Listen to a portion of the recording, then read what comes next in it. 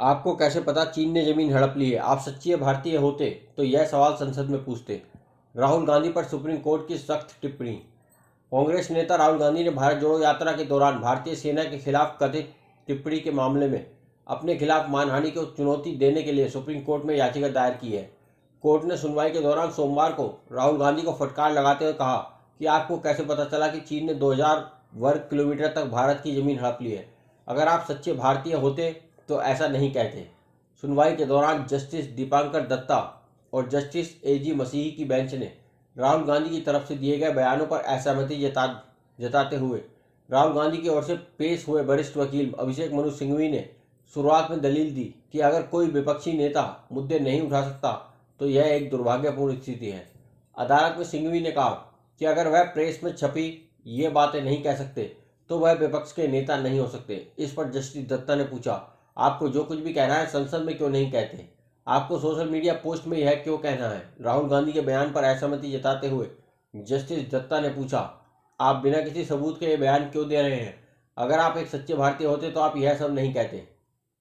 अपनी 2023 की भारत जोड़ो यात्रा के दौरान कांग्रेस नेता राहुल ने दावा किया कि एक पूर्व सेना अधिकारी ने उन्हें बताया था कि चीन ने 2000 वर्ग किलोमीटर भारतीय क्षेत्र पर कब्जा कर लिया है। उनके इस बयान को लेकर सियासी घमासान छिड़ गया था और उनके खिलाफ मानहानि का मुकदमा भी दायर किया गया था। राहुल गांधी के खिलाफ मानहानि के मुकदमे को चुनौती देने वाली याचिका पर सुनवाई करते हुए सुप्रीम कोर्ट ने पूछा, आपको कैसे पता चला कि चीन ने 2000 वर्ग किलोमीटर क्षेत्र पर कब्जा कर लिया है? और इस पर जोर देते हुए कहा, अगर आप सच्चे भारतीय हैं तो आप ऐसा नहीं कहते। कोर्ट ने पूछा, क्या आपके पास कोई विश्वसनीय जानकारी है? जब सीमा पार कोई विवाद होता है तो क्या आप ये सब कहते हैं? आप संसद में सवाल क्यों नहीं करते?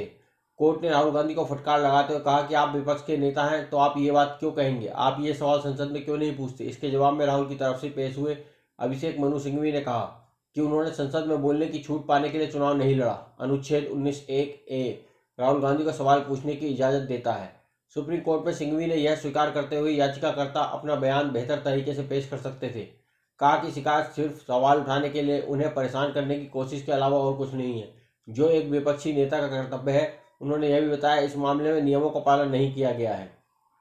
सिंघवी ने हाईकोर्ट के स्तर पर सवाल भी उठाया है कि शिकायतकर्ता अगर पीड़ित व्यक्ति नहीं है फिर भी अपमानित व्यक्ति तो है ही। बेंच इस पॉइंट पर विचार करने के लिए सहमत हो गई और इलाहाबाद हाईकोर्ट के उस फैसले को चुनौती देने वाली राहुल गांधी की याचिका पर नोटिस जारी किया, जिसमें कार्यवाही रद्द करने से इनकार कर दिया गया था।